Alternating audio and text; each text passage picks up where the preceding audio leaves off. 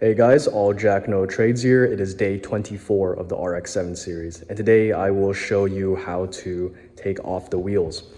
Reason being, both of the front wheels, as you can see the tires here, are kind of worn down. On the other side, it's a bit worse. You can see right there, all this is already worn off. It's like really smooth right now. I don't know if it's because it's rubbing on the suspension back there or if we just haven't changed it in a while, but we need to get this off and take it to a tire shop to be replaced.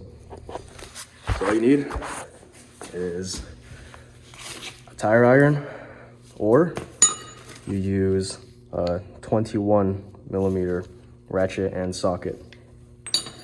I'm gonna use a scissor jack for this video, but you can also use a normal jack right there with some stands over here. So first thing what you're gonna wanna do is to just remove these nuts right here.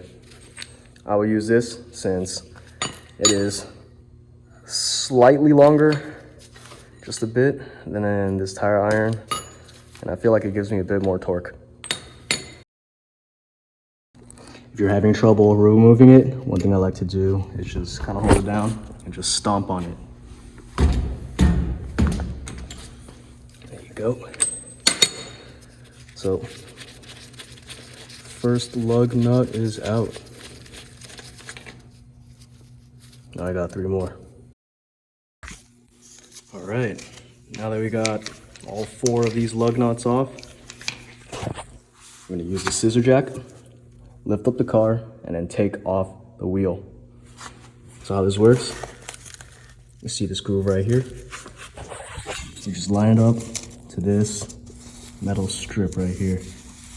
As you can see, this car, it's a bit old, so it's kind of bent up from, I don't know, years of just use. But also go with it. Also, some people have said, I'm not sure if this is true or not, I just heard people say it, if you're still having trouble removing the lug nuts, what you can do is use the jack, lift it up just a bit where the wheel is still having contact with the ground, and allegedly it will be easier to remove. The reasoning behind this, so I've heard, is that there will be less pressure weighing down the wheel. That way, when you remove the lug nut, you don't have to counteract all that force that's going down. Something I've heard, but you can try it out for yourself. Now that the scissor jack is in place, I'm just gonna use my hand to just twist it clockwise so it comes in contact with that. After that, I will use this handle to attach it here and then start spinning. Scissor jack is in place. Now I got my handle. How it works is you just kind of slide it in to this connected hole right here, and you see that groove. Just kind of move it in, and then just start spinning like that. Scissor jack is up, and after I lifted the car to a certain point, the wheel kind of just fell down on its own. But as you can get a better look at this wear right here, definitely need to replace it.